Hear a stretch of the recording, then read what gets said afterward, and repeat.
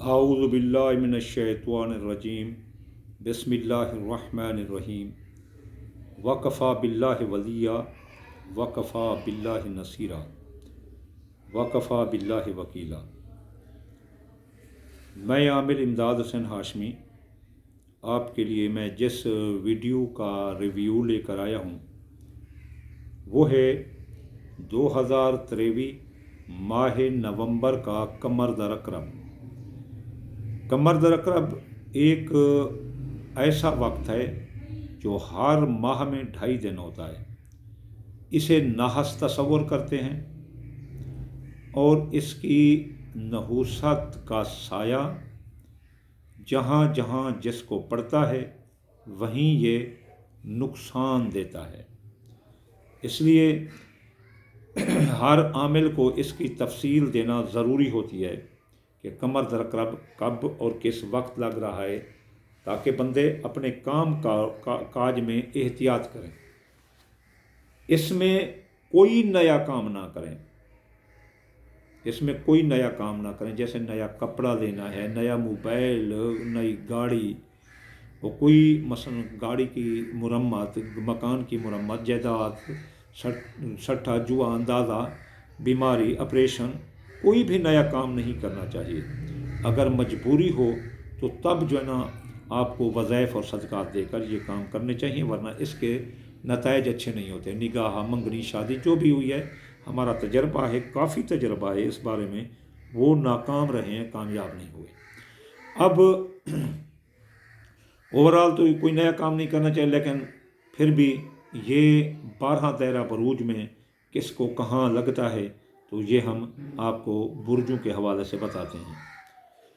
برج حمل کے خانہ نمبر 8 پر لگنے سے برج حمل والوں کو زندگی، موت، انشورنس، کلیم، مقدمات اور قرضہ لینا دینا اور مالی معاہدات، اس میں یہ نقصان دے گا۔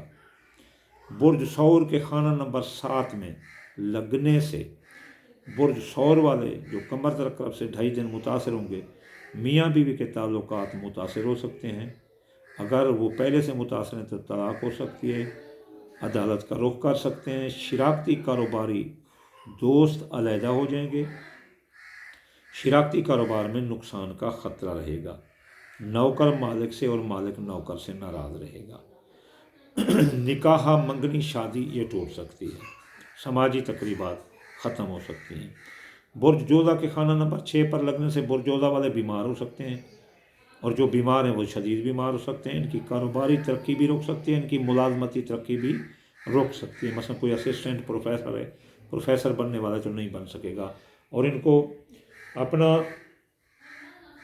فرائض منصبی میں غفلت بھی ان کو لے ڈوبے گی۔ اس کے علاوہ سرطان برج کے خانہ نمبر 5 پر لگنے سے یہ قمر در اقرب سرطان برج والوں کی اولاد کا خانہ متاثر کریں گے اور شخصیت کا خانہ بھی متاثر کریں گے۔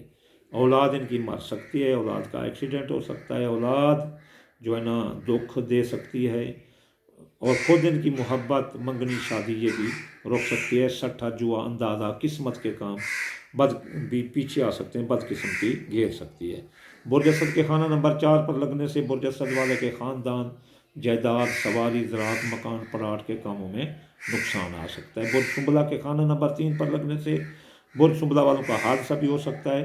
سسرالی رشتہ دار ناک میں دم کر دیں گے، سسرالی رشتہ دار سحر جادو نظرات سازشیں کریں گے، رشتہ دار بھی ناک میں دم کر دیں گے، اور ان کے اندرون ملک سیاسی، سماجی، اقتصادی سفر ناکام ہوں گے۔ برج میزان کے خانہ نمبر 2 پر لگنے سے برج میزان والوں کو دولت کا نقصان ہوگا، برج میزان والوں کے ذرائع آمدنی متاثر ہوں گے۔ برج عقرب کے خانہ نمبر 1 پر لگنے سے برج عقرب والوں کا شخصیت، حیثیت متاثر ہوگی۔ برج عقرب والے ناپسندیدہ جگہ اور ناپسندیدہ لوگوں سے مت ملیں۔ برج قوس والوں کے خانہ نمبر 12 پر لگنے سے برج قوس والوں کو شدید نقصان ہو سکتا ہے۔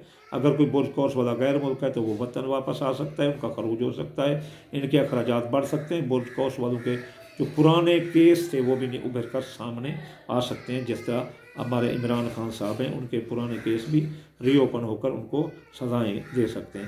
برج جدی کے خانہ نمبر 11 پر لگنے سے برج جدی والوں کے دوست ان کو دھوکہ دیں گے، دوستوں پر اعتماد نہ کریں، کاروباری فائدے رک جائیں گے، کاروباری کوئی غلط فیصلہ نہ کریں، اور کاروبار سے متعلق غلط بولی نہ دیں، غیر قانونی مال مت خریدیں، کاروباری فائدے نقصان میں جائیں گے، اور دوست دھوکہ دیں گے، خواہشات دل پوری نہ ہوں گی۔ برج جلو کے خانہ نمبر 10 پر لگنے سے کاروبار برج جلو والوں کا تباہ ہو سکتا ہے، اس لیے کاروبار کے بارے میں بہت احتیاط کریں، قول فعل تحریر تقریر چیک اسٹامپ کسی کو نہ دیں۔ برج اب اپنا اس کے حوت کے خانہ نمبر 9 پر لگنے سے برج حوت والوں کے نماز میں دل نہیں لگے گا، برج حوت والوں کی ماں مر سکتی ہے، بیمار ہو سکتی ہے، عبادت ریاضت کے کاموں میں دلچسپی نہیں رہے گی، اعلیٰ قانونی مشورات کا فقدان ہوگا، غیر ملک جانے کے راستے مسدود ہوں گے، غیر ملک تعلیمی ثقافتی سفر ناکام ہوں گے۔